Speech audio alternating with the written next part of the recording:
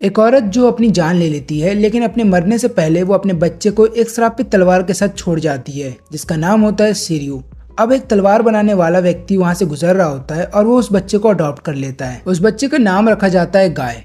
अब गाय जब बड़ा हो जाता है तो केवल विलेज में वही ऐसा व्यक्ति होता है जो उस तलवार को देख सकता था, उसकी पावर को कंट्रोल कर सकता था। उसके अलावा अगर कोई ऐसा करता तो वो मारा जाता। अब अगले दिन एक रिचुअल को परफॉर्म किया जा रहा होता है जहाँ पे गाय को अपना ही खून उस तलवार के ऊपर चढ़ाना है। ऐसा इसलिए जरूरी है क्योंकि उस तलवार के अंदर एक डीमन की आत्मा है जो लगातार एक दूसरे का खून करना चाहती है, इसलिए उसको शांत रखने के लिए आपको लगातार खून चढ़ाना होता है। लेकिन इस रिचुअल के दौरान एक गड़बड़ हो जाती है।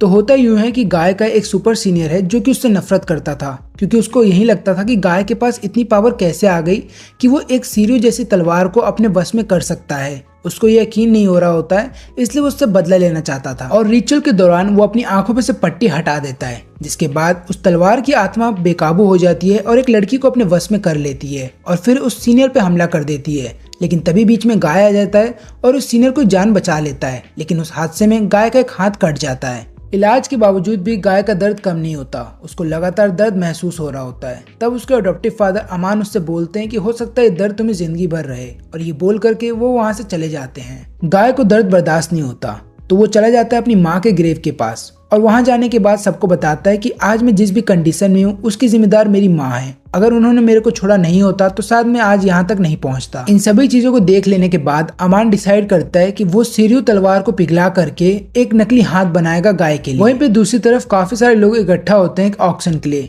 जहाँ पे एक श्रापित तलवार को बेचा जा रहा होता है जिसका नाम होता है अजौत। तभी एक आदमी आगे आता है और बताता है कि मैं इस तलवार के बदले $500 देने को तैयार हूँ। अब उसको ऐसा लगता है कि तलवार उसकी हो जाएगी, लेकिन तभी वहाँ पे एक ऑर्गेनाइजेशन आती है जिसका नाम होता है सोसीडी, जो कि ये बोलती है कि हम इस तलवार के बदले में $1.5 मिलियन देंगे, और वो तलवार उसकी हो जाती है। लेकिन वो दूसरा आदमी उस तलवार को पाना चाहता था, इसलिए वो उस आदमी का पीछा करता है और फिर उससे बोलता है कि मैं तुम्हें मुंह मांगी कीमत दूंगा अगर तुम ये तलवार मुझे दे दोगे। लेकिन वो आदमी मना कर देता है।